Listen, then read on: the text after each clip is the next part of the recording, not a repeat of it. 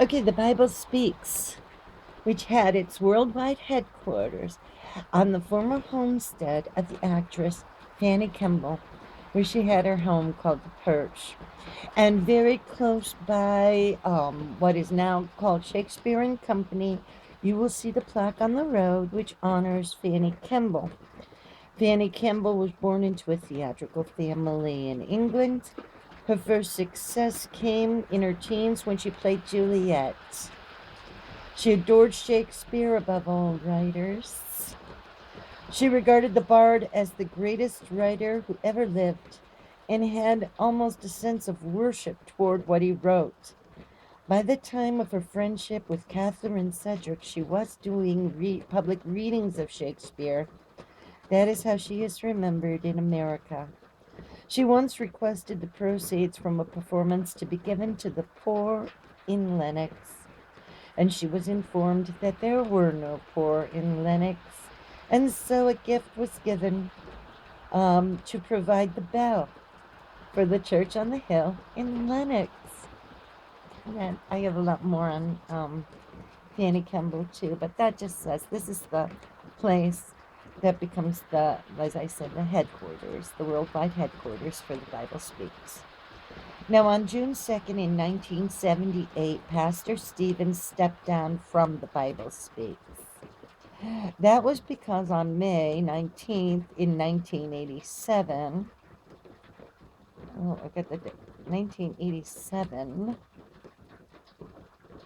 I messed up one of the numbers. I think that it's 1987.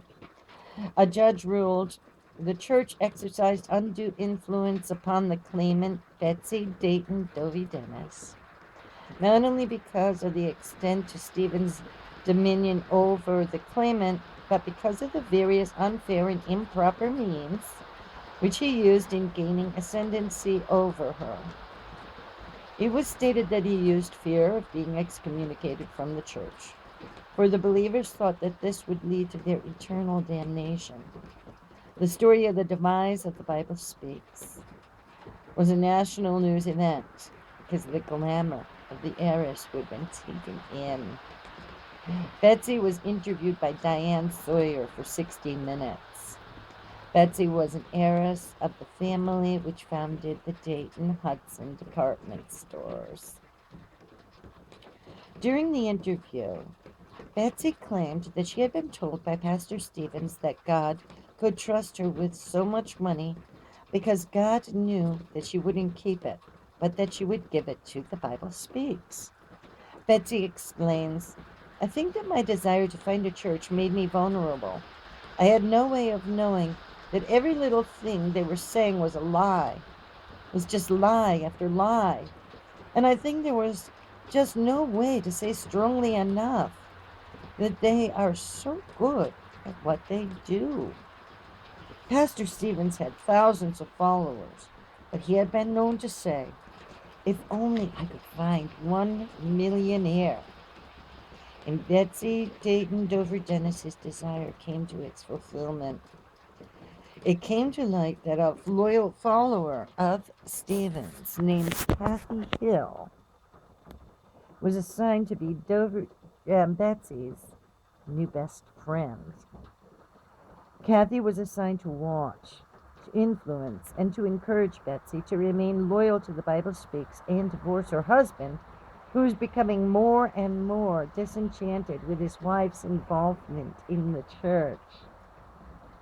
Jonas Dover Dennis's concern was appeased when he finally spoke directly with Pastor Stevens and was told by him, please don't repeat to her, meaning Betsy, this next suggestion which I give to her 2 weeks ago. I suggested that she give you $1 million to invest in any way you saw fit with her hands off. He wasn't pleased to be viewed as a gentleman who could be paid off. Pastor Stevens claims that God spoke directly to him and promised that his preaching would be graced by him forever. He claimed to have a doctor's degree in theology. but there is no evidence that he ever went to college. His own Bible college was uncredited, but graduates were given a diploma. He used Bible verses to support his demands that his followers honor him. His followers were sent to live in dorms, in this case at Ventnor Hall, and be put to work to support his ministry.